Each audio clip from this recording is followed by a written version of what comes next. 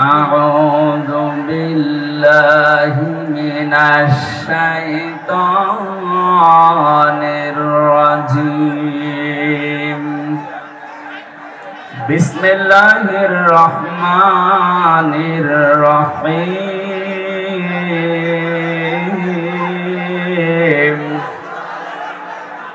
يا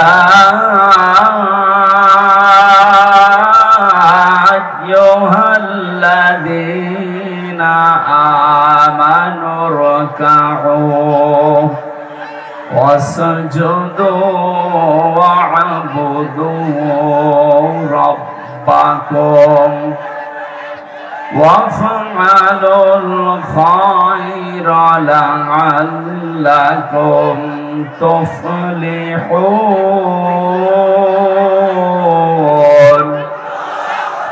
صدقت يا ربنا اللهم صل على سيدنا مولانا محمد وعلى آل سيدنا مولانا আল্লাহর দরবারে শুকরিয়া জানাচ্ছি যিনি কোরআনে কারীম শোনার জন্য আমাদেরকে সে বাড়ি থেকে পর্যন্ত, আমার তো মনে হয় এখানে অনেকে বিকাল ৩টা ৪টা থেকে বসে আছে কোরআন শোনার জন্য। এই পাটগ্রাম এলাকার মানুষের এত আগ্রহ, আল্লাহ পাক আমাদেরকে আজকে কোরআনের ইজ্জতে যেটা দেওয়া দরকার ওইটা যেন দান করে, বলেন আমিন। ওয়াদানা আনকা ওয়িসরাক আল্লাযী আনকাযা যাহরাক। আল্লাহ তাআলা বলেন, হে নবী, জাহেলিয়া থেকে আপনার পিঠকে বাঁকা করে ফেলেছিল একটা বোঝা। ১৫০০ বছর আগে কোরআনে কারিমে আল্লাহ এই আয়াত নাযিল করে জানিয়েছেন নবীজির পিঠ ছিল বাঁকা আইএমএ জাহেলিয়াতের কারণে। ১৫০০ বছর পরে ২০২৪ সালের আগস্ট মাসের ৫ তারিখের আগ পর্যন্ত বাংলার এই জনতার উপরে আমি জাহিলিয়াতের একটা বিশাল পাথর আমাদের বুকের উপরে ছিল। আল্লাহ তাআলা এই জগদ্দল পাথর নিজের পক্ষ থেকে সরিয়ে দিয়েছেন। হাত্তা ইদা ফারিহু বিমা উতু, আল্লাহ পাক বলেন, মানুষ যখন আমার দানকৃত বস্তু পেয়ে আনন্দে আত্মহারা হয়ে যায়, আখাযনাহুম বাগতাতান ফাইদাহুম মুবলিসুন, হঠাৎ আমি আল্লাহ নিজে তাদেরকে এমন ভাবে পাকড়াও করি তারা নিরাশ হয়ে যায়, হতাশ হয়ে পড়ে। ১৫০০ বছর আগের এই আয়াতটা আমার মনে হচ্ছে বাংলাদেশের ২০২৪ সালের ৫ই আগস্টে আল্লাহ নতুন করে নাযিল করেছেন। কোরআনের আয়াতের দিকে তাকালে দেখেন ওরা আনন্দকৃত দানকৃত বস্তু পেয়ে দেশে আনন্দে ছিল কিছু জালেম, সবাই না। কিছু জালেম এত আনন্দে মেতেছিল, মানবতার কথা, জনগণের কথা, আল্লাহর কথা পর্যন্ত তাদের মনে ছিল না। আল্লাহ তাআলা বলেন, আখাযনাহুম, আমি নিজে তাদেরকে ধরেছি, বাগতাতান, আকস্মিক ভাবে, ফাইদাহুম মুবলিসুন, এ মানুষগুলো হতাশ হয়ে পড়েছে। এদের চেহারার ভেতরে হতাশা নিরাশার যে চিহ্ন ফুটে উঠেছে, দিন যত যাচ্ছে আমরা দেখতে পাচ্ছি। কথা বলে ঠিক কিনা? দিন আরো যত যাবে আরো হতাশা নিরাশা জালেমদের চেহারার ভেতরে ফুটে উঠবে। কোরআনে কারীম যারা শুনতে আসে তাদেরকে আল্লাহ কিছু দায়িত্ব দিয়েছেন। ফাসতামিউ লাহু ওয়া আনসিতু, শুনতে হবে, চুপ থাকতে হবে, দুইটাই ফরজ। আমরা দেখতে পাচ্ছি কষ্ট হচ্ছে, জায়গা নেই। যা প্যান্ডেল বানিয়েছে এরকম আরো 2টা প্যান্ডেল বানানো লাগবে। কত মানুষ বাইরে ঘোরাঘুরি করছে আপনি জানেন? সব যদি আসে আপনার গায়ের উপর উঠবে। এই জন্য অন্তত ওরা বিভিন্ন বাদাম খাচ্ছে, খাক, ওরা যেন ভেতরে না আসে। ওরা এখানে আসলে আপনি প্যাকেট হয়ে যাবেন। বহু মানুষ, আমি তো চুরি করে এসেছি, আমি যদি স্লোগান দিতে দিতে আসতাম আমার মনে হয় আধা ঘন্টা লাগতো। কাউকে না বলে ড্রাইভারকে সাথে নিয়ে আস্তে করে চলে এসেছি, তা উঠেছি এই দিক দিয়ে।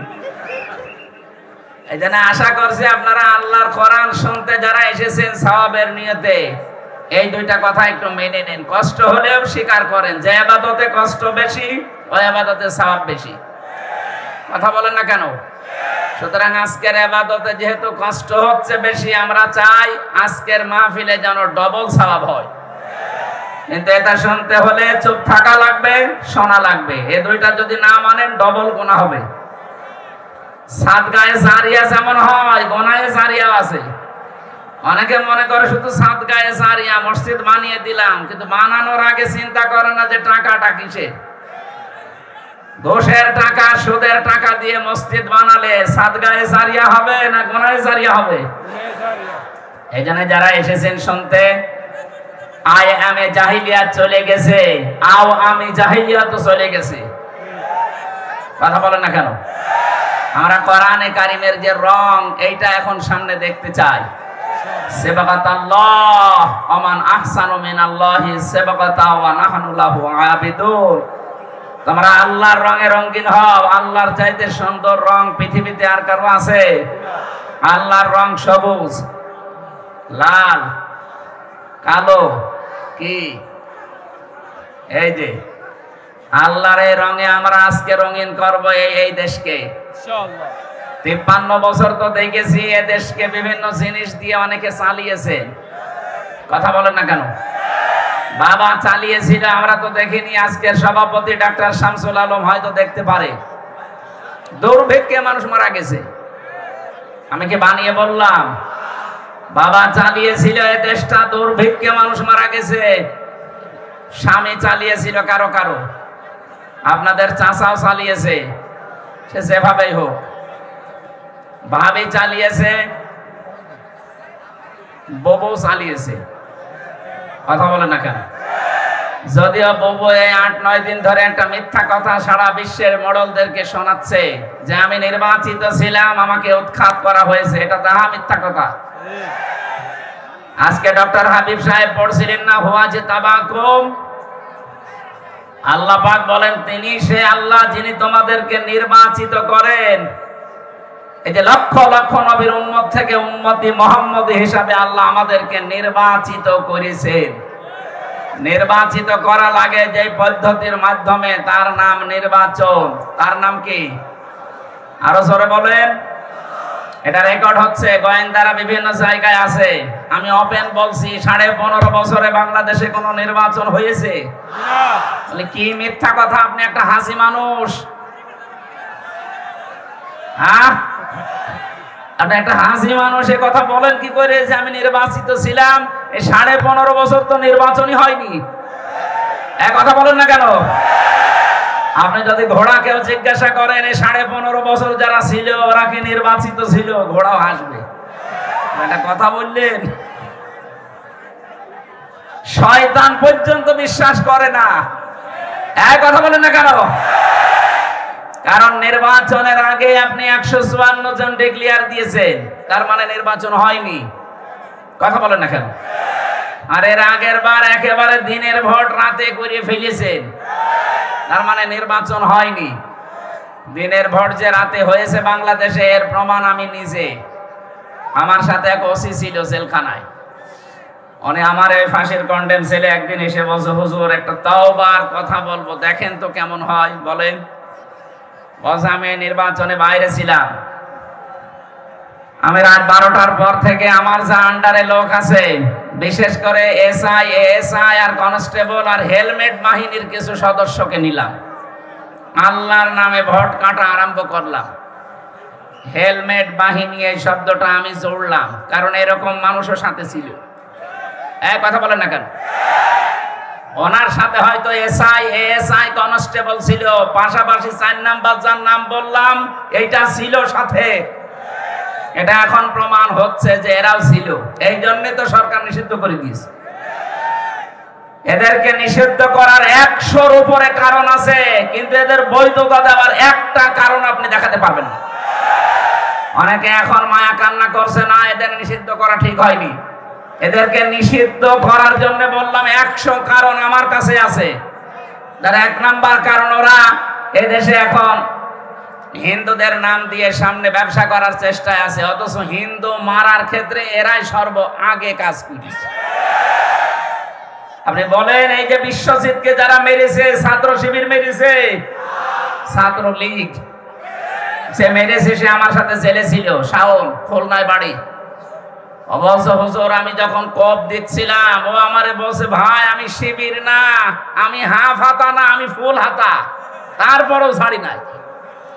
ফুল হাতা বোঝেন? কিছুই বোঝেননি আপনারা, রংপুরের বিভাগের মানুষ, কিভাবে বুঝবেন? ঠিক আছে।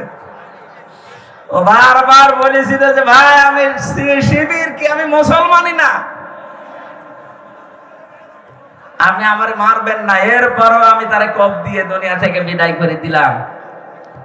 এরকম 100টা কারণ আছে আপনাকে নিষিদ্ধ করার মতো, কিন্তু বৈধতা দেওয়ার মতো একটা কারণও নেই। আপনি একটা বলেন যে এই কারণে তাদের বৈধতা দেওয়া যায়।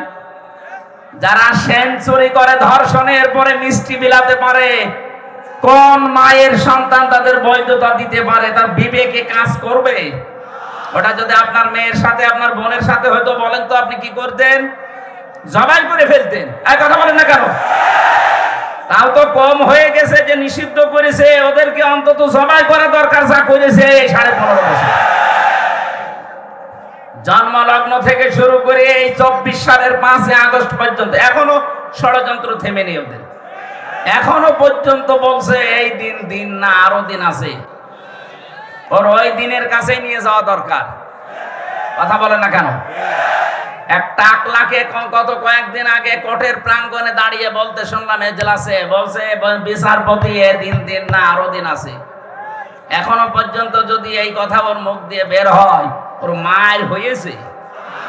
বলেন, এদেশে আলেম, এই যে আলেমদেরকে ধরার পরে হাতে বেড়ি শুধু দেয়নি, হাতে ডান হ্যান্ডকাপ লাগিয়ে নিয়ে যাবে না, মাথায় দড়ি টাঙিয়ে মনে হচ্ছে নিয়ে যাচ্ছে, কাউকে গরুর মতো, কাউকে ছাগলের মতো। আমার মাথায় দড়ি বেঁধেছিল। আর এখন যাদেরকে নিয়ে যাচ্ছে, দেখা যাচ্ছে কি জামায় আদরে যাচ্ছে হাসতে হাসতে। না, এখানে কোন দুর্বিসন্ধি হচ্ছে। আমরা চাই আমাদের উপরে যা করেছেন তার 100 ভাগের 1 ভাগ অন্তত করেন। দেলার হোসেন সাইদি, শফিকুল ইসলাম মাসুদ, এরা রিমান্ড থেকে বের হওয়ার পরে দাঁড়াতে পারে না, 3-4 জনের কাঁধে ভর করে যাওয়া লাগে। আর এরা রিমান্ড থেকে মনে হচ্ছে জামায় আদরে বের হচ্ছে। এই বৈষম্য দূর করার জন্য ছাত্র জনতা জীবন দেয়নি। কথা বলেন না কেন? এটা একটা বৈষম্য না? আমাদের সাথে কি করলেন, এদের সাথে কি করছে? আমরা চাই যা করেছেন তার অন্তত 100 ভাগের 1 ভাগ তাদের উপরে করেন। চেহারার দিকে তাকালে যেন অন্তত হাজী সেলিমের মতো একটু কান্নাকাটির ভাব দেখায়। আমি মামলার হাজিরা দিতে গিয়েছিলাম, শেষ মামলা, দেখলাম আল্লাহর ওলি হাজী সেলিম সাহেব কাঁদতেছে, শিশুর মতো হাউমাউ করে কাঁদে। অত আর নৌকা বলতে পারে না, কথা বন্ধ করে দিয়েছে আল্লাহ, বলো হৌকা।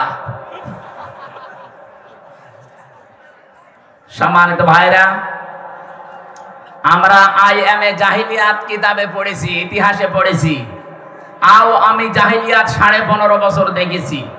কথা বলেন না কেন?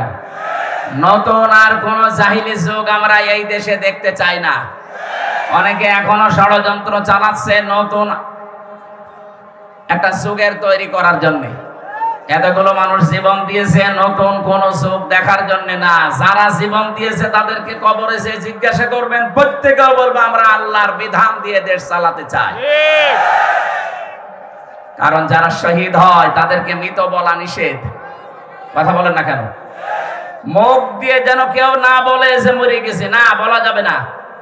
এমনকি অন্তরে ধারণাও করা যাবে না মরে গেছে। কোরআনে কারিমে 2 জায়গায় আল্লাহ এমন দিয়েছেন, সূরা বাকারায়, সূরা আলে ইমরানে, যে যারা শহীদ হয় তাদেরকে এই মুখ দিয়ে বলবা না মরে গেছে। যারা শহীদ হয় অন্তরে কোনোদিন ধারণাও করবা না মরে গেছে। বালা হায়াউন ইনদা রাব্বিহিম ইরযাকুন, তারা জীবিত এবং আমি আল্লাহর কাছে তারা রিজিক পায়। সুবহানাল্লাহ বলতে পারেন না?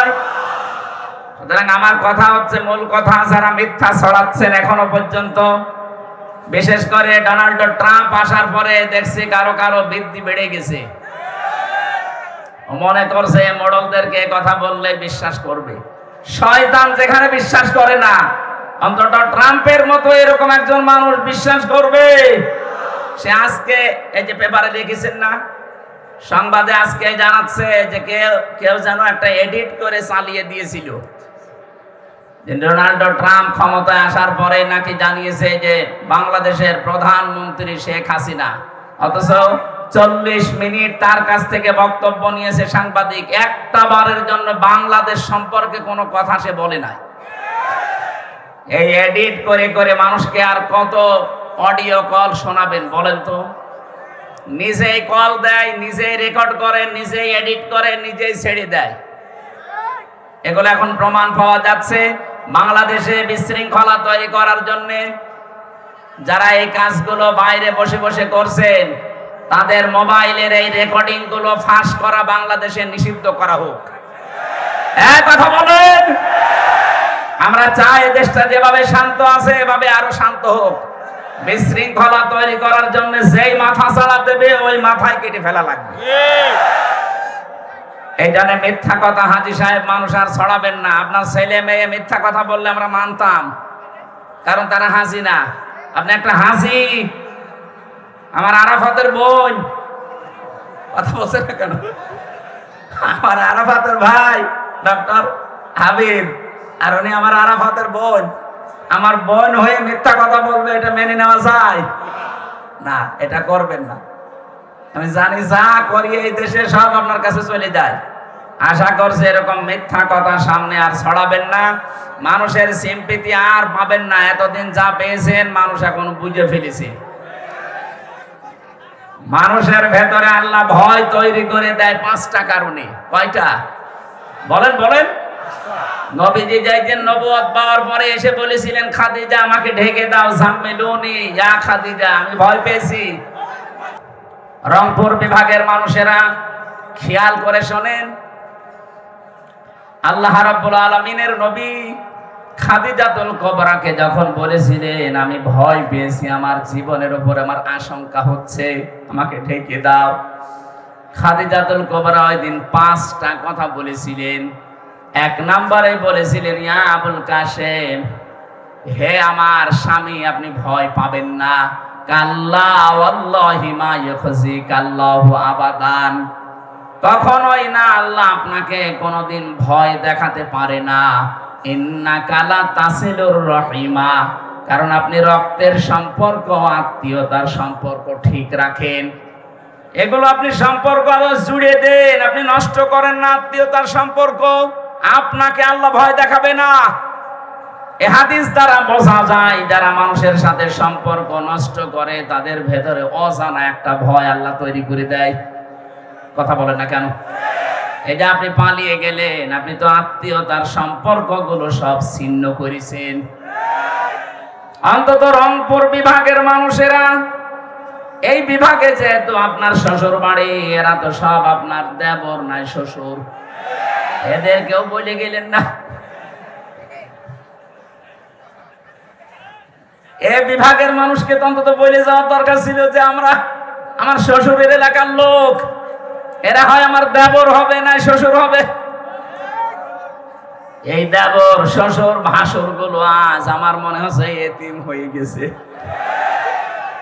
এদের সাথে রক্তের সম্পর্ক, এদের সাথে আত্মীয়তার সম্পর্ক, এদের সাথে আপনার রেহেমের সম্পর্ক, কারণ আপনার সন্তান ছেলে মেয়ে সব এই বিভাগ থেকেই তৈরি হওয়া। কথা বলেন না কেন?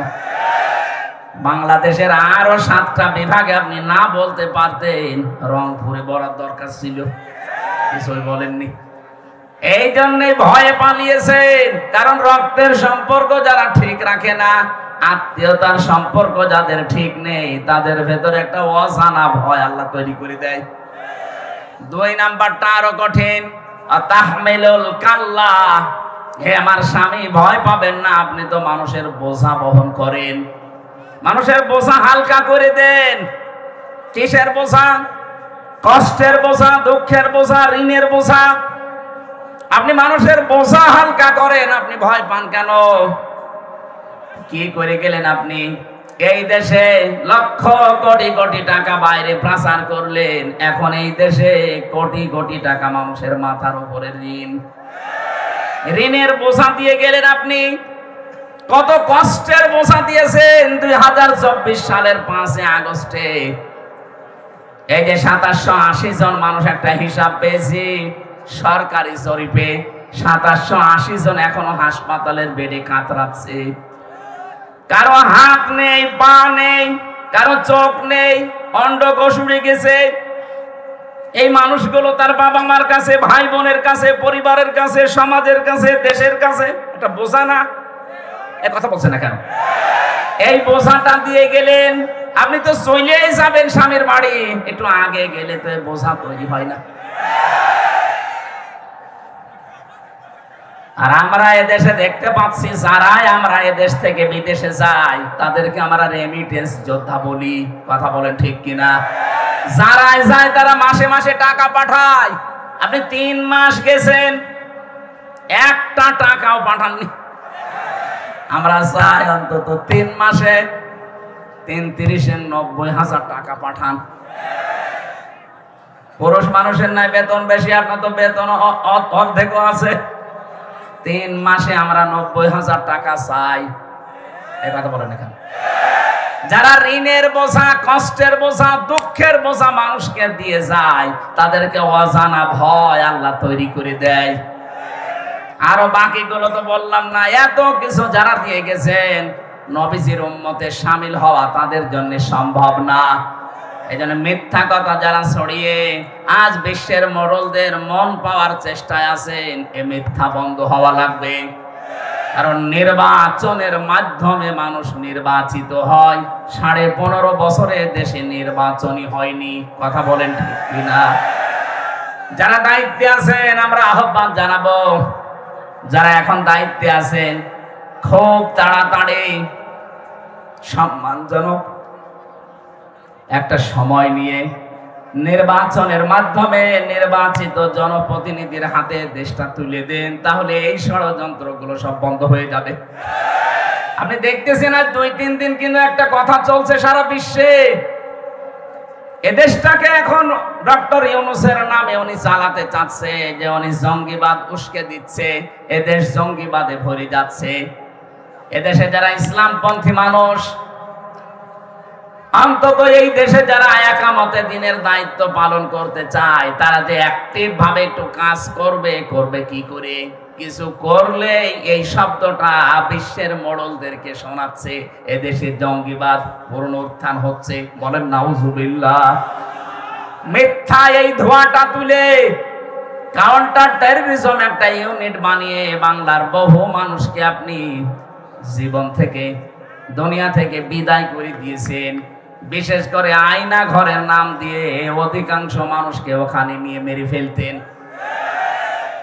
রিমান্ডে যে সমস্ত মানুষকে নিয়েছেন, আমার সাথে যারা ছিল, কেউ 7 মাস, কেউ 8 মাস, কেউ 2 বছর পড়ে আছে, কেউ জানেই না কি মামলা আপনাকে দিয়েছে। ও নিজেও জানে না, খালি শোনে যে আমার নামে নাকি জঙ্গি মামলা। জঙ্গি কি সে জানে না। বাংলাদেশে নাটকটা তৈরি করার মূল কারিগর যারা ছিল, যাদেরকে দিয়ে এটা তৈরি করার চেষ্টা চালিয়েছিল, তারা কিন্তু আমাদের এই পাশের দাদা বাবুরা। ওইটা এখন আর বিশ্ব খাচ্ছে না। এ ভাঙা ঢোল আর কতদিন বাজাবেন? এই জন্য মিথ্যার অবসান দরকার। যেগুলো মিথ্যা ছড়াচ্ছেন, আশা করছি সামনে কেউ যেন আর মিথ্যা ছড়িয়ে এদেশকে টালমাটাল করতে না পারে। বলেন আমিন। কোরআনে কারীম যারা শুনতে এসেছেন, এই 2টা এখন আমার মনে হচ্ছে আপনি মেনে নিয়েছেন। শুনছেন, চুপ থাকবেন। এখন আমি যারা বলতে আসি, যারা আমরা যা 4 জন এসেছি বলার জন্য, আমাদের দায়িত্ব কি? কোরআনে কারীম বলছে, কিতাবুন উনজিলা ইলাইকা ফালা ইয়াকুম ফি সাদরিকা হারাজুম মিনহু লিতুনযিরা বিহি ওয়া যিকরা লিল মুমিনিন। আল্লাহ পাক বলেন, হে নবী, কোরআনে কারীম যখন মানুষের কাছে প্রচার করবেন, এটা আমি আপনাকে দিয়েছি কেন জানেন? মানুষদেরকে সতর্ক করার সময় আপনার মনের ভেতরে যেন কোনো ভয় ভীতি কাজ না করে। এজন্য কোরআন যে অন্তরে থাকে সে অন্তর থেকে আমার আল্লাহ ভয় তুলে দেয়। এখানে হারজনের ব্যাখ্যা আছে দুইটা। এক নম্বরে কোরআন প্রচার করতে গেলে আপনার সামনে যারা আছে কোরআনের হক কথা শোনার পরে মানুষগুলো অনেকে না বুঝে মন খারাপ করতে পারে। এরকম মানুষ দেশে নেই? আছে। এই 15.5 বছর আরো বেশি ছিল, এখনো আছে অনেকেই। কোরআনে কারিমের ভাষা, কোরআন যেভাবে উপস্থাপন করা দরকার, আল্লাহ যে ফোর্স দিয়েছে ওই ফোর্সে কথা বলতে গেলে ও বোঝে না, আন্দাজে মন খারাপ করে। 2 নম্বরে আবহমান কাল থেকে এমন এমন নিয়ম নীতি এই দেশে ইসলাম মনে করে অনেকে পালন করে আসছেন, যেটা আসলে ইসলামে নেই। কথা বলেন না কেন? তার ভেতরে বহু ইবাদত এই বাংলাদেশ, ভারত আর পাকিস্তানে চলছে, যেটা মানুষ বানিয়েছে। এই যে আল্লাহ বাদে কারো নামে জিকির করা জায়েজ নেই, অথচ সারা বাংলাদেশে এখন প্রায় আরম্ভ হয়ে গেছে। আল্লাহর নামে মাঝে মাঝে জিকির করে, মাঝে মাঝে বাবার নাম জুড়ে দিচ্ছে। ইয়া আলী বাবা, শাহ আলী বাবা, কেল্লা বাবা, ফতে বাবা, দয়াল বাবা, এ জিকির হয় না দেশে? যারা এই বিভ্রান্তিতে আছেন এখনই নিজেকে শুধরাবেন। আল্লাহ বাদে কারো নামে জিকির করা জায়েজ নেই, এমনকি নবীজির নামেও জিকির হবে না। জিকির হবে আল্লাহর নামে, দরুদ হবে নবীজির নামে। আমি নাম ধরলাম না, বাংলাদেশে বহু মানুষ আছে, বিশেষ করে চট্টগ্রাম সিলেট বিভাগে আছে। এই মানুষগুলো আল্লাহর নামে কিছুক্ষণ জিকির করার পরে দেখা যায় শালি বাবা, ফতে বাবা, কেল্লা বাবা। কথা বলেন না কেন? আল্লাহ বাদে অন্য কারো নামে জিকির করা জায়েজ আছে। এমনকি আল্লাহকে ডাকার সাথে সাথে যদি অন্য কাউকে ডাকে তার ডবল আযাব হবে। সূরা ফুরকান 68 নম্বর আয়াতের প্রথমে আছে, ওয়াল্লাযীনা লা ইয়াদউনা মা'আল্লাহি ইলাহান আখার। আল্লাহ পাক বলেন, আমি আল্লাহকে ডাকে, আমার সাথে অন্য কাউকে যারা ডাকে, এরপরের আয়াতে আল্লাহ জবাব দিচ্ছেন, ইবাফ লাহুল আযাব, তাদের আযাব হবে ডবল। কয়টা? জিকির করে সওয়াব হওয়া দূরের কথা, আরো গুনাহ হয়ে যাচ্ছে। আজকে থেকে আমলটা সংশোধন করে নেবেন। আমি সহ যারা এসেছি, আল্লাহ আমাদেরকে আমলটা পুরো পাল্টানোর তৌফিক দেন, বলেন আমিন। দ্বিতীয় কথা হচ্ছে, এই বানানো ইবাদত গুলো যখন মানুষ বিভিন্ন ধান্দায় করতে থাকে, হে নবী কোরআনে কারিমের প্রচার যদি আরম্ভ করেন, ওইগুলো টিকবে না। ওই বানানো ইবাদত যখন টিকবে না, ওই মানুষগুলো দেখবেন তখন আপনার প্রতি রাগ করবে, তেড়ে আসবে। ওয়াইদা তুতলা আলাইহিম আয়াতুনা বায়্যিনাতিন তা'রিফু ফি বুজুহিল্লাযীনা কাফারুল মুনকার। রব্বুল আলামিন সূরা হজের ভেতরে জানিয়েছেন, যখন আপনি কোরআনে কারীম তেলাওয়াত করে তাদেরকে বোঝাবেন স্পষ্ট দলিল আর প্রমাণ দিয়ে, নবী আপনি দেখতে পাবেন ওই মানুষগুলো রাগ করে আপনার দিকে চোখ মোটা করে গরম দিয়ে তেড়ে আসতেছে। আমরা এতদিন দেখেছি অনেক আলেমের কাছ থেকে মাইক পর্যন্ত এদেশে 15.5 বছরে কেড়ে নিয়েছে। ও আলেমরা কি বাবার কথা বলতো? কথা বলেন। বহু আলেমের কাছ থেকে আমি মাইক কেড়ে নিতে দেখেছি, বহু আলেমকে স্টেজে উঠতেই দেয়নি। এই কথা বলেন না কেন? 1500 বছর আগে কাফেরদের চরিত্র আল্লাহ যেটা বলেছিলেন, 1500 বছর পরে দেখলাম অনেকের সাথে চরিত্র মিলে যাচ্ছে। যার সাথে চরিত্র মিলবে তাকেও তো সেই নামে ডাকা লাগবে। কথা বলেন না কেন? ওই জামানায় যারা কোরআন প্রচারে বাধা দিত, তারা যদি কাফের হয়, এই 2024-এর আগ পর্যন্ত যারা কোরআনে কারিমে প্রচারে বাধা দিয়েছে, এরা কি আরো জোরে?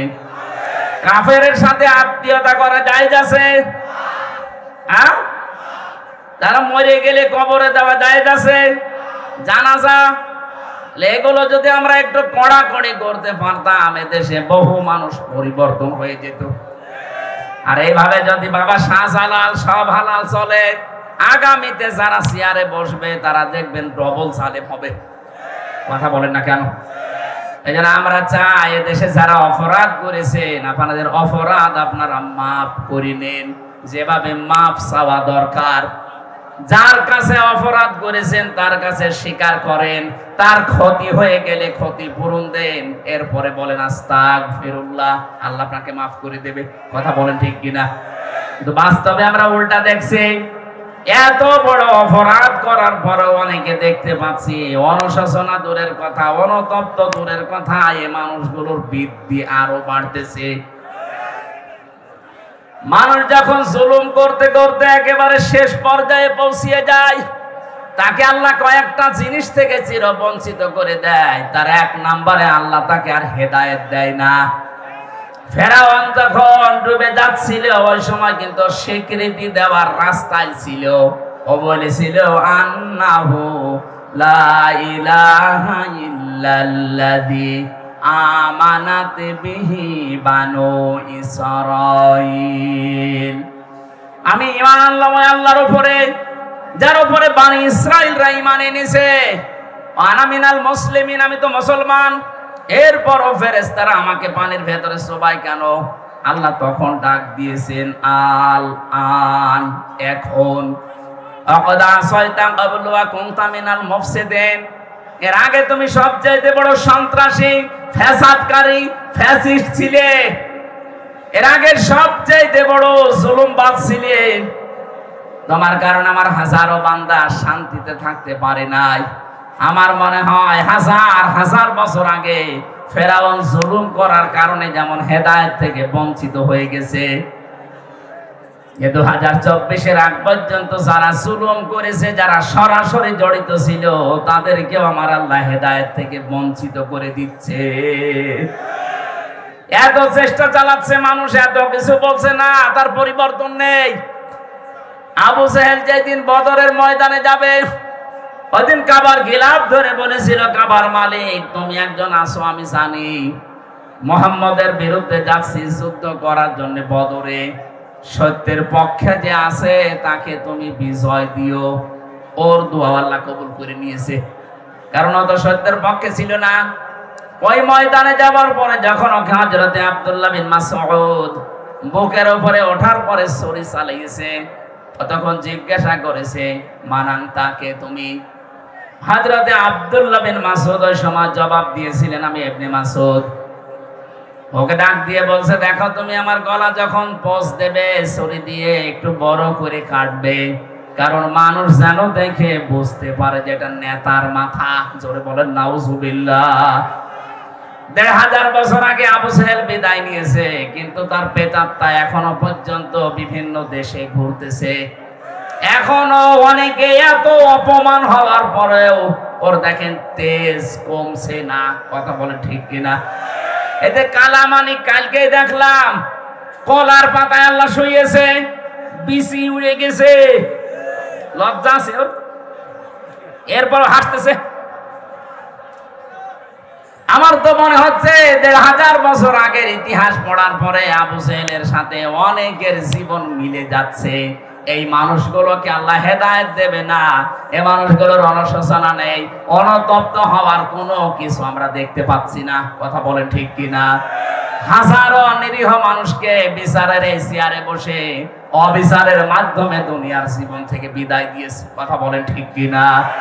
এই জন্য যারা জুলুম করেন, জুলুম থেকে যদি অব্যাহতি পেতে চান, আল্লাহর মামলার আসামি আপনি, যদি এই কেস থেকে মুক্ত হতে চান, যার কাছে অপরাধ করেছেন, জুলুম করেছেন, তার কাছে ক্ষমা চাবেন, আর তার ক্ষতি করে থাকলে ক্ষতিপূরণ দেবেন।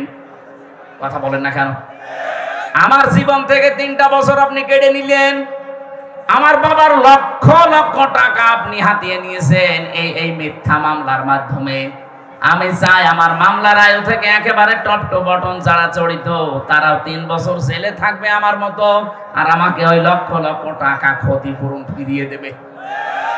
নাই তো শুধু আস্তাগফিরুল্লাহ পড়বেন আর আপনার মাফ হয়ে যাবে। এতে আমি কি ঘাস কাটছি? আমার মতো হাজারো হামজা এই কথা বলেন না কেন? এই জন্য আমরা আপনাকে বাঁচাতে চাই। আপনি এই বিভ্রান্তিতে পড়ে শুধু আস্তাগফিরুল্লাহ পড়ে চলে যাবেন না। অপরাধ যার কাছে স্বীকার করবেন তার কাছে। আরো জোরে বলেন। দিনের বেলা যদি লজ্জা করে রাতের বেলা যাবেন, যে বলবেন ভাই আমার ভুল হয়ে গেছে, যে কোনো কায়দায় আমি অপরাধ করেছিলাম, আমারে মাফ করে দেন। আরে 15.5 বছরে যে ক্ষতি আপনার করেছি আমি ক্ষতিপূরণ দিয়ে দিলাম, আপনি নেন। আপনি, আমার মনে হয় এইভাবে যদি সারা বাংলাদেশে ক্ষমা শুরু হয়, অনেক মানুষ আমরা বেঁচে যাব। আর আগামীতে যদি কাউ ছেলে যে চেয়ারে বসতে চায়, তারা এই চিন্তা ভাবনা করে বসবে না, ভাই জুলুম করা যাবে না। কথা বলেন ঠিক কিনা? আল্লাহ আমাদেরকে বুঝ দেন, বলেন আমিন। কোরআনে কারীম থেকে একটা আয়াত পড়েছি, ডক্টর হাবিব ভাই পড়েছিল 78 নম্বর আয়াত, আমি পড়েছি 77 নম্বর আয়াত, সূরা হজ। আল্লাহ রাব্বুল আলামিন শুধু ঈমানদারকে এখানে ডাক দিয়েছেন, কোন বেঈমান আজকের আলোচনায় নেই। এজন্য যদি বেঈমান এখানে থাকেন, আপনি চলে যান। ওই যে চলে যাচ্ছে, যান যান যান তাড়াতাড়ি চলে। কারণ বেঈমানের জন্য আজকের আলোচনা না, আজকের আলোচনা ঈমানদারের জন্য। ওই বেঈমান তাড়াতাড়ি বের করে দিন। দেখ চলে যান ভাই, চলে যান। আবার বসে যাচ্ছে মানে, বসেন, কথা শোনা লাগবে, বসেন। ঠিক আছে বসেন বসেন, আপনি বসেন, সমাধান পরে করি। লালমনিরহাট বাসী খুব খেয়াল করে শুনবেন আয়াতটা। আমি জানি এটা পরিচিত আয়াত, আপনি এর ভেতর থেকে কিছু তথ্য আজকে বাড়ি নিয়ে যাবেন। আল্লাহ রাব্বুল আলামিন ডাক দিচ্ছেন, ইয়া আইয়ুহাল্লাযীনা আমানু, ওহে যারা ঈমানের দাবি করো। এ দাবি আমাদের আছে না নেই? এই কথা বলছেন, এ দাবি আমাদের আছে না নেই? আমরা কি ঈমানদার না বেঈমান? আপনার ঈমান আছে কিনা আগে এটা পরীক্ষা করেন, তারপরে চলে যাবেন। যদি ঈমান না থাকে চলে যাবেন, কারণ আজকের আলোচনায় আপনি নেই। এখানে আল্লাহ শুধুমাত্র ডাক দিয়েছে ঈমানদার না বেঈমান। আরো জোরে বলেন। নবীদের কাছে সাহাবী প্রশ্ন করছেন, হে নবী আমার যে ঈমান আছে আমি টের পাবো কি করে? নবীজি বললেন, ইযা সাররাতকা হাসানাতুকা ওয়া সাআতকা সাজ্জিয়াতুকা ফা আনতা মুমিন। মুসলিম শরীফের ভেতরে আছে। নবীজি বললেন, যখন তোমার ভালো কাজগুলো তোমাকে আনন্দ দেবে, অন্যায় কাজ করলেই তোমার ভেতর থেকে একটা বাধা আসবে। অন্যায় কাজ করলেই তোমার অন্তর থেকে একটা বাধা আসবে। ফান্তা মুমিন, তখন বুঝবে তোমার ঈমান আছে। আজ আমরা অনেকেই এমন আছি, ভালো কাজ সবার কাছে ভালো লাগে না, অন্যায় কাজ দেখলেও সবার কাছে অন্যায় মনে হয় না। কথা বলেন ঠিক কিনা? এই আয়না ঘরের সাথে যারা জড়িত ছিল, এটা কি অন্যায়? কথা বলেন, আরো জোরে বলেন। আপনি কি বাস্তব বুঝতেছেন?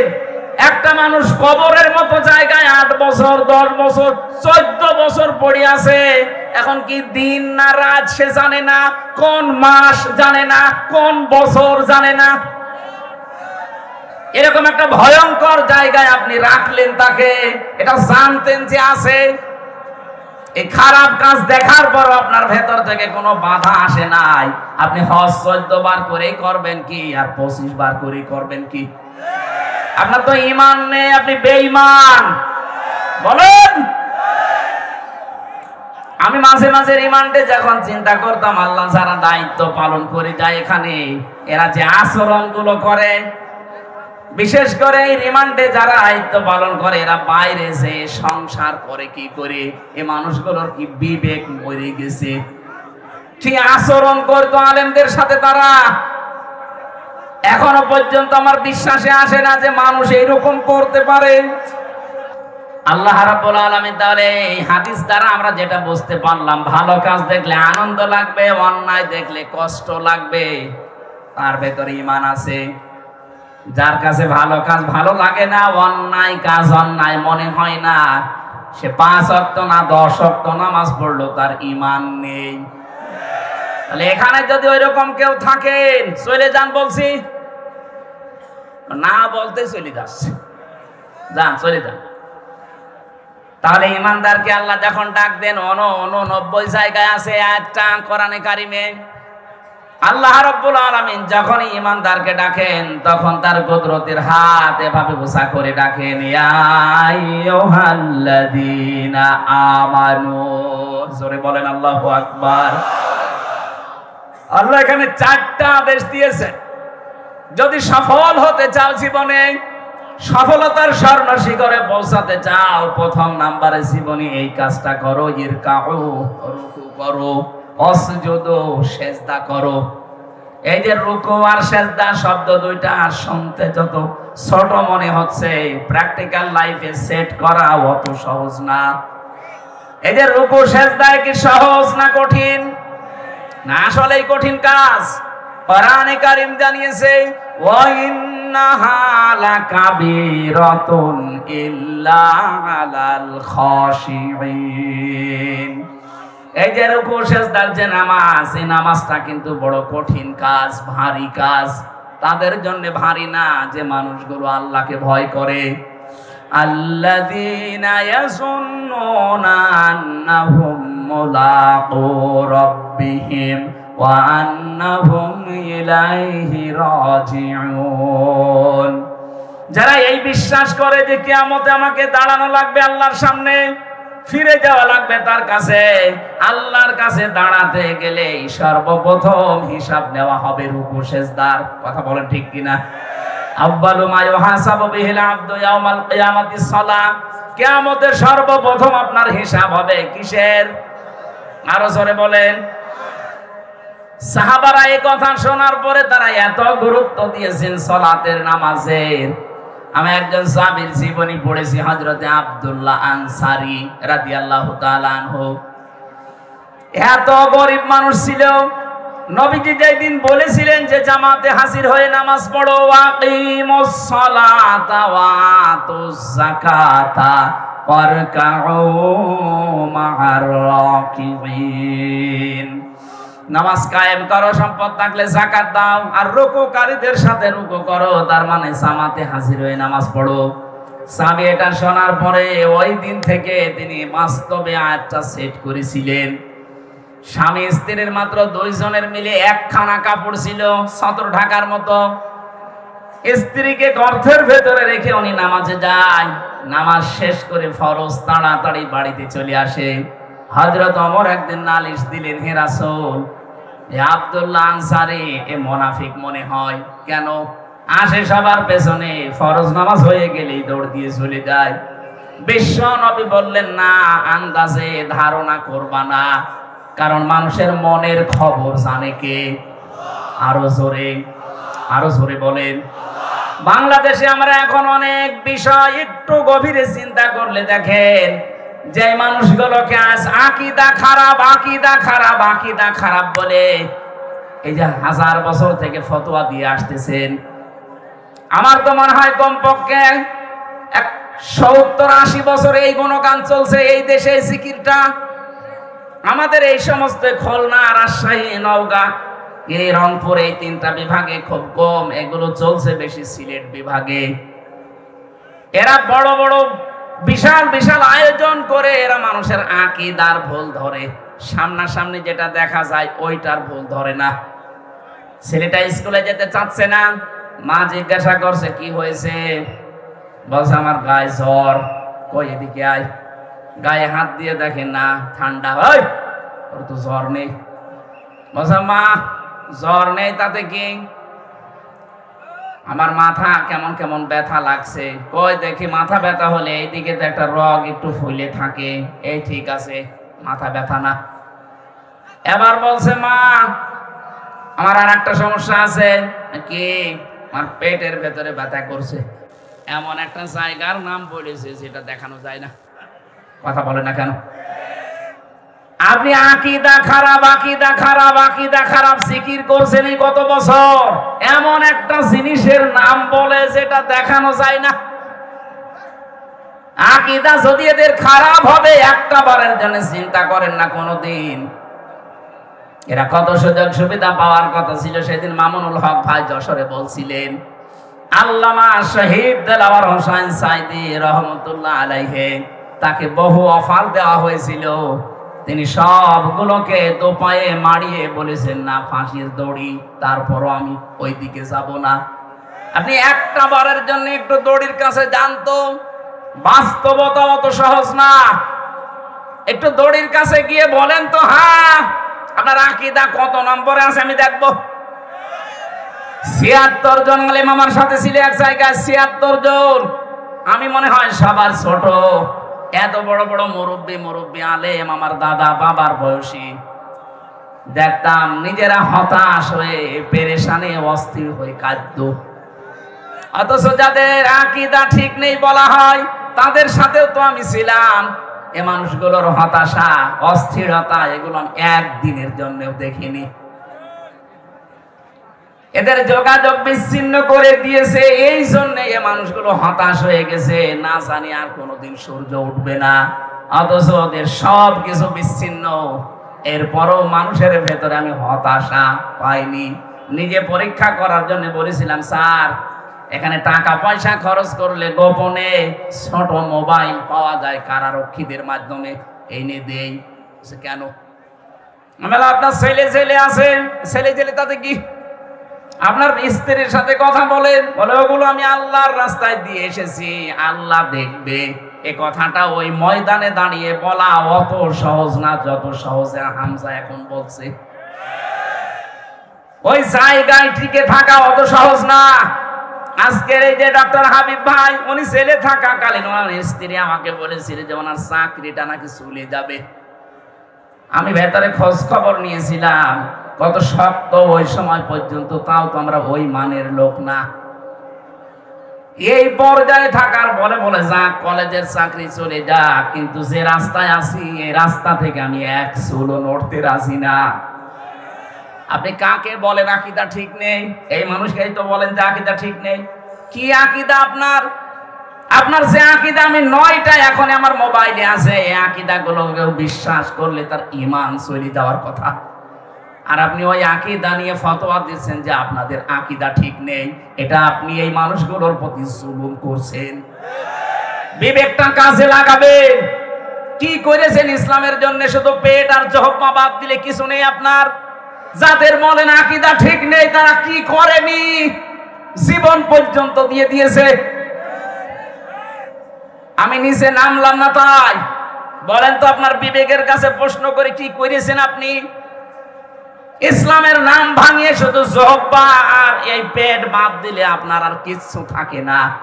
আর যাদের বিরুদ্ধে এই অভিযোগগুলো নিয়ে আসেন যে ওদের আকীদা ঠিক নেই, ওদের আকীদা তো ওই আকীদা আমার আল্লাহকে আমার মনে হয় দেখে দেখে তারা বলেছিল ক্বালু রাব্বুনাল্লাহু সুম্মা ইসতাকামু তাতানাজ্জালু আলাইহিমুল মালাইকা।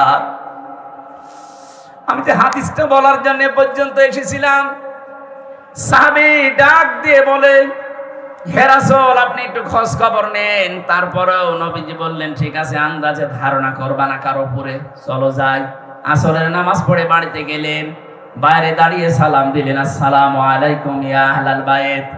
বাড়ির ভেতর থেকে কোনো আওয়াজ নেই। নবীজি ৩ বার ডাক দিয়েছিলেন। তৃতীয়বার হযরতে আব্দুল্লাহ আনসারী কাঁপতে কাঁপতে বের হয়ে এসেছে। নবীজি ডাক দিয়ে বললেন, দেখো ৩ বার ডাক দিলাম তোমাকে, তুমি তো ভালো করে জানো আমি নবী যদি তোমার উপরে নারাজ হয়ে যায় আল্লাহ তোমাকে জান্নাতে দেবে না। হযরতে আব্দুল্লাহ আনসারী বলেছেন, হে রাসূল আমি দেরি করলাম কেন, আপনি আগে এইটা দেখেন। আমি স্বামী স্ত্রী ২ জনের কাপড় আছে অনেক, কিন্তু সতর ঢেকে নামাজ পড়ার মতো কাপড় মাত্র একটাই। আমি নিজে নামাজ জামাতে পড়বো আর আমার স্ত্রী সন্তান নামাজ পড়বে না, জীবনও আমার মন মেনে নেয় না। এজন্য নামাজ জামাতে শেষ করার পরে আমি দৌড়ে বাড়িতে আসি। বাড়িতে যে গর্তের মতো আছে ছিঁড়া অল্প যে কাপড় ওগুলো পরে থাকা যায়, কিন্তু নামাজ আদায় করার মতো না। এসে আমার এই বড় পবিত্র কাপড়টা আমার স্ত্রীকে দিয়ে আমি নিজে ওই গর্তের ভেতরে আশ্রয় নেই। আপনি যখন প্রথম ডাক দিয়েছিলেন তখন আমার স্ত্রী নামাজে, দ্বিতীয় ডাক দিয়েছেন তখনও নামাজে, তৃতীয় ডাকে তাড়াতাড়ি স্ত্রী নামাজ শেষ করে গর্তের ভেতরে ঢুকেছে আর আমারে কাপড় দিয়েছে, এই যে আমি আপনার সামনে। নবীজি কেঁদে ফেললেন, জামাতে হাজির হওয়ার জন্য, নামাজ আদায় করার জন্য আমার এই উম্মতটা এত ব্যস্ত, এত স্যাক্রিফাইস করেছে। আমাদের তো জামার অভাব নেই। কি দোহাই দেবেন আপনি বলেন তো? কিয়ামতে যদি এই লোকটাকে আল্লাহ একদিকে দাঁড় করায় আর আমি হামজাকে আর একদিকে দাঁড় করিয়ে বলে দুইজনের বিচার হবে, এও তো নামাজি, তুমিও নামাজি, চা খেতে খেতে আপনি আসরের নামাজের জামাত নষ্ট করেন, কথা বলেন। এমনকি অনেকে এখানে আছে 2 ওয়াক্ত পড়ে, 3 ওয়াক্ত পড়ে না। না, একটা সাফ কথা শোনেন, যারা 5 ওয়াক্ত নামাজ পড়েন না আল্লাহর ভাষায় তারা কিন্তু মুসল্লি না। সূরা মাআরিজের ভেতরে আল্লাহ ফতোয়া দিচ্ছেন, ইল্লাল মুসাল্লিন আল্লাযীনা হুম আলা সলাতিহিম দাইমুন। আল্লাহ বলেন শুধুমাত্র মুসল্লি। মুসল্লি কারা জানো? যারা নিয়মিত নামাজি, যারা সর্বদা নামাজে নিয়মিত 5 ওয়াক্ত নামাজ যারা জীবনে ছাড়ে না, আল্লাহর ভাষায় তারা মুসল্লি। লালমনিরহাটবাসী আমরা অনেকেই কিন্তু এখনো মুসল্লি হতে পারিনি। তার মানে কিয়ামতের সর্বপ্রথম যে প্রশ্ন, এই প্রশ্নে আমরা ধরা খেয়ে যাব। কথা বলেন না কেন? আজকে সিদ্ধান্ত নিয়ে যাওয়া লাগবে বাড়িতে। আজরাইল যতদিন না আসেন অন্তত যাই হোক ফরজ নামাজ আমি বাদ দেব না। কারা কারা রাজি আছেন দেখি? লিল্লাহে তাকবীর। দেখেন তো হাত তোলেনি কে? দেখেন, এ মাহফিল সাকসেস যদি কথা ঠিক রাখতে না পারেন, যদি ঠিক রাখতে পারেন সাকসেস হাত নামান। আর যদি আপনি আমাকে দেখার জন্য তোলেন, আপনি কিন্তু ধরা খাবেন। আশা করছি মরণের আগ পর্যন্ত ফরজ নামাজ বাদ দেবেন না। কেউ যদি নামাজ বাদ দিয়ে দেয়, আল্লাহ পাক বলেন আমি নিজে ওর দায়িত্ব ছেড়ে দেই। বলেন নাউজুবিল্লাহ। এজন্য রুকু সেজদা আমাদের জীবনে একমাত্র কাজ বানিয়ে নেবেন এটা। 3 নাম্বার শব্দে আমি বেশি ওয়াবুদু রাব্বাকুম, তোমাদের রবের ইবাদত করো। ইবাদত হবে কার? আরো জোরে বলেন। এই বাংলাদেশে কয়েকটা বিষয় আমার কাছে, আমি ইবাদত শব্দটাকে মিলিয়ে পড়া কোরআনের ভেতরে 27টা অর্থে পেয়েছি ইবাদত। আমি সামারাইজ করে করে 9টায় নিয়ে এসেছি। আমাদের জীবনে ইবাদত করা লাগবে। বাবা মার কার? বলেন বলেন। বাবা মার ইবাদত করা জায়েজ আছে না? বাবা মার সেবা করা ফরজ, ইবাদত করা জায়েজ না। এই পৃথিবীতে আল্লাহর পরে যার স্থান তারা যদি মা বাবা হয়, বলেন তো তাদের ইবাদত যদি জায়েজ না হয়, কার ইবাদত জায়েজ হতে পারে? আপনার বিবেকে কি বলে? অথচ আজ আমরা দেখতে পাচ্ছি অনেকেই তাদের বাবার ইবাদতে ব্যস্ত ছিল। কথা বলেন না কেন? যেটা উপরে রাখা দরকার ওইটা উপরে না রেখে আপনি নিচে রাখেন। কালিমাতুল্লাহি হিয়াল উলিয়া আল্লাহু আজিজুন হাকীম। আল্লাহ পাক বলেন সব জায়গায় উপরে থাকবে আমি আল্লাহর কথা। কার কথা? আরো জোরে। স্বাধীন হওয়ার পর থেকে তো আমরা উপরে আল্লাহর কথা দেখতে পাইলাম না। হয়তো কারো ছবি টাঙিয়ে রেখেছেন, কারো নাম দিয়ে রেখেছেন। কেন ওখানে আল্লাহু আকবার লা ইলাহা ইল্লাল্লাহ লিখে দেওয়া যায় না? আজকে প্রধান উপদেষ্টার নামের পেছনে, ওনার চেয়ারের পেছনে লেখা আছে লা ইলাহা ইল্লাল্লাহ। কি সুন্দর লাগছে দেখতে। আমরা তো এটাই চাই। এই কথা বলেন না কেন? 96% মুসলমান এখানে বাস করে। এখানে উপরে থাকবে কার কথা? বলেন। আমরা চাই কিয়ামতের আগে এই দেশে কারো নাম যেন আর ওখানে না যায় যেখানে আল্লাহর নাম লেখা দরকার। আমার কথা বোঝা গেছে না? ইবাদত হিসাবে আমি 9টা বলছি। 1 নম্বরে আপনার ব্যক্তিগত জীবনে, পারিবারিক জীবনে, সামাজিক জীবনে, এরপরে রাজনৈতিক জীবনে, 5 নাম্বারটা অর্থনৈতিক জীবনে। এই ইবাদতটা আজ বাংলাদেশে নেই বললেই চলে। কারণ অর্থনীতি যে ইবাদত অনেকে আমরা জানি না, কারণ এই বিষয়ের আলোচনা এই দেশে নেই। আজ এই 15.5 বছরে অর্থনীতি যে ইবাদত, এটা যারা দাঁড় করিয়েছিল তাদের এই সেই ইসলামী ব্যাংকে ধ্বংস করে ফেলেছে। ৭৫,০০০ কোটি টাকা সেখান থেকে মারিং কাটিং করে। আমরা চাই আমাদের অর্থনৈতিক জীবনে ইবাদতটা আবার দাঁড় করাতে। আহ্বান জানাবো যে যেখানে আছেন, অর্থনীতি যে একটা ইবাদত, এটাকে যদি আবার আপনি দাঁড় করাতে চান, আমার যতটুকু ধারণা আছে আপনি সব বাদ দিয়ে ইসলামী ব্যাংকে আবার লেনদেন করবেন। প্রশ্ন আসতে পারে, এখানে কি সুদ দেয় না? হ্যাঁ দেয়। আরে ভাই, নবীজি 13 বছর মক্কায় ছিলেন। 13 বছর মক্কায় কি নামাজ পড়েননি? এ কথা বলছেন না কেন? 13 বছর মক্কায় নামাজ পড়েছেন কাবার দিকে না অন্য দিকে? কেন? কাবাতে তো 313টা মূর্তি ছিল, 360টা। 360টা মূর্তি সামনে নিয়ে যদি নবীজি নামাজ পড়তে পারে, যতদিন পর্যন্ত ইসলাম কায়েম না হবে ততদিন ওইভাবেই নবী নামাজ পড়েছিলেন। কথা বলেন না কেন? এদেশে যতদিন যাকাত ভিত্তিক অর্থনীতি কায়েম না হবে ততদিন অন্য যত ব্যাংক আছে, সোনালী, রূপালী, চৈতালি, সব ব্যাংকের তুলনায় ইসলামী ব্যাংকে লেনদেন করা আপনার জন্য সবচাইতে বড় ইবাদত। এটাকে দাঁড় করান আগে। এদের মূল থিওরি এইটা যে আমরা সুদ থেকে বাঁচতে চাই, কারণ যারা সুদ খায় এদেরকে শয়তান মহাবিষ্ট করে রাখে। সূরা বাকারার 276 নম্বর আয়াতে আল্লাহ এই দলিলগুলো দিয়েছেন। আল্লাযীনা ইয়াকুলুনার রিবা লা ইয়াকুমুনা ইল্লা কামা ইয়াকুমুল্লাযী ইয়াতাখাব্বাতুহুশ শাইতানু মিনাল মাস। আমি দলিলগুলো লম্বা করতে পারছি না।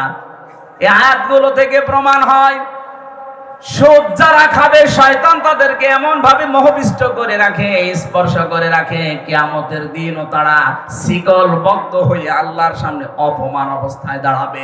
বলেন নাউজুবিল্লাহ। 3-4 আয়াত পরে আল্লাহ দলিল দিয়েছেন, দুনিয়াতে যারা সুদের সাথে জড়িত থাকবে এই মানুষগুলো তাদের মায়ের সাথে জিনা করার গুনাহ করবে। যারা সুদ জানার পরও না ছেড়ে দেন এই মানুষগুলো আল্লাহ এবং রসুলের সাথে যুদ্ধ করার জন্য তারা ব্যস্ত। বলেন নাউজুবিল্লাহ। ইয়ামহাকুল্লাহুর রিবা ওয়া ইউরবিস সাদাকাত। আল্লাহ বলেন আমি সুদকে ধ্বংস করি আর সাদকা, যাকাত এগুলোকে আমি আল্লাহ দুনিয়াতে বৃদ্ধি করি। আর যারা অবৈধ ইনকামের মাধ্যমে সম্পদ জমা করেছিল, বাস্তব উদাহরণ 5 তারিখে আমার আল্লাহ সব ধ্বংস করে দিয়েছে। 8 কোটি, 10 কোটি, 12 কোটি টাকার গাড়ি রাস্তায় পড়ে আছে, মালিক নেই। এই কথা বলছেন না কেন? এগুলো কি বৈধভাবে সব নিয়ে আসা? সব অবৈধ ইনকাম। এই জন্য অবৈধভাবে যারা উপায় করবেন সুদের, ঘুষের, বিভিন্ন হারাম ইনকাম দিয়ে, এগুলো আপনাকে আল্লাহ রাখতে দেবে না। সব আপনার জীবদ্দশায় নষ্ট হয়ে যাবে।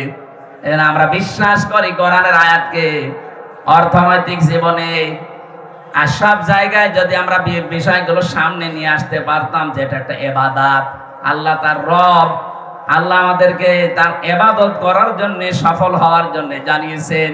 সুতরাং আমরা আজকে থেকে ইবাদত হিসাবে মুশারাকা আছে, মুদারাবা আছে, মুরাবাহা আছে, বায়ে সালাম আছে, বায়ে রেজাল আছে, বায়ে মুআজ্জাল আছে, বায়ে মুহাসসানা আছে, বায়ে ইহতিসার আছে। এই বিষয়গুলো এক একটার ভেতরে 3টা করে ভাগ করা আছে ইসলামী অর্থনীতিতে। আর সকালবেলা বিকালবেলা জিকির না করে বসে বসে যদি এইগুলো আলোচনা করে, নামাজ যেমন ফরজ, অর্থনৈতিক ইবাদত ফরজ। কথা বলেন না কেন? আজ মানুষ এটা জানে না, নামাজ পড়ে যাচ্ছে সুদের টাকা তুলতে। এখানে বহু মানুষ এমন বসে আছেন আমি জানি, যারা 1000 টাকা ছেড়ে রাখে মাসে মাসে 100 টাকা করে বেশি পায়। এটা যে মায়ের সাথে জেনা করার গুনাহও জানেই না, অথচ নামাজ পড়ে আসলো। এই কাজে কারা আছেন? তারা আজকেই বাড়িছে এই সুদ ছেড়ে দেবেন। যে 1000 টাকা ছেড়ে রাখেন, প্রতি মাসে মাসে 100 টাকা বেশি পান। যারা আছেন ছেড়ে দেবেন কারা কারা? হাত তোলেন তো। 2-1 জন আছে।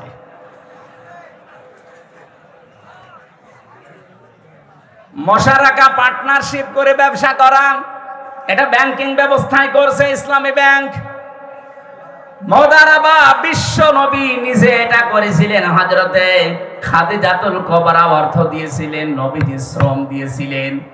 আজ ইসলামী ব্যাংক যদি এভাবে করে, আপনার টাকা নিয়ে আপনি অর্থ দেবেন, তারা শ্রম দিয়ে যা লাভ হবে ওই লাভ আপনাকে দেবে, এটা জায়েজ আছে। হ্যাঁ, 100% মুক্ত হওয়া সম্ভব না ওই দিন পর্যন্ত, যতদিন পর্যন্ত বাংলাদেশে যাকাত ভিত্তিক অর্থনীতি রাষ্ট্রীয়ভাবে কায়েম না হয়। যখন রাষ্ট্রীয়ভাবে কায়েম হয়ে যাবে, তখন আর কাবা শরীফের ভেতরে 360টা মূর্তি থাকবে না। নবীজি নিজে ওগুলো ভেঙেছিলেন, আলীকে দিয়ে ভাঙিয়েছেন। পুরা পরিষ্কার করার পরে তিনি নামাজ পড়েছিলেন। কথা বলে ঠিক কিনা? আমাদের দেশে যতদিন যাকাত ভিত্তিক অর্থনীতি রাষ্ট্রীয়ভাবে কায়েম না হয়, ততদিন পর্যন্ত আপনি ইসলামী ব্যাংকে কারবার করেন। গোনা যদি হয় হোক, যারা দায়িত্বে আছে ওদের হবে, আপনার গোনা নেই। অফালুল খয়রা, ভালো ভালো কাজ করবা। এই দুনিয়ায় যত ভালো কাজ আছে, সবচাইতে ভালো কাজ হচ্ছে ইয়াসআলুনাকা মাযা ইউনফিকুন কুল মা আনফাকতুম মিন খায়রিন ফালিল ওয়ালিদাইনি ওয়াল আকরাবিন। আল্লাহ পাক বলেন, মানুষ জিজ্ঞাসা করে টাকা পয়সা খরচ করব কোথায়, আপনি বলেন এই দুনিয়ায় ভালো ভালো কাজে খরচ করো। যত ভালো কাজ দুনিয়ায় আছে, 1 নাম্বার ভালো কাজ মা বাবার জন্য খরচ করা। এখানে আমাদের জীবনের ফরজ ভালো কাজ এইটা, কিন্তু যার যতটুকু সামর্থ্য আছে মা বাবার জন্য খরচ করবেন। নিকট আত্মীয় স্বজন যারা আছে তাদের খোঁজ খবর রাখবেন। আল্লাহ পাক বলেন, ওয়াফালুল খায়রা লাআল্লাকুম তুফলিহুন। আশা করা যায় তোমরা দুনিয়াতে সফল হবে, আর দুনিয়া যারা সফল তারা আখিরাতেও সফল হবে। এই জন্য আমাদেরকে আল্লাহ দোয়া শিখিয়েছেন। এবার আমরা দোয়া করছি, রব্বানা যালামনা আনফুসানা ওয়া ইল্লাম তাগফির লানা ওয়া তারহামনা লানাকুনান্না মিনাল খাসিরিন। মোনাজাতে হাত তোলেন। রব্বানা আতিনা ফিদ দুনিয়া হাসানা ওয়া ফিল আখিরাতি হাসানা ওয়া কিনা আযাবান নার।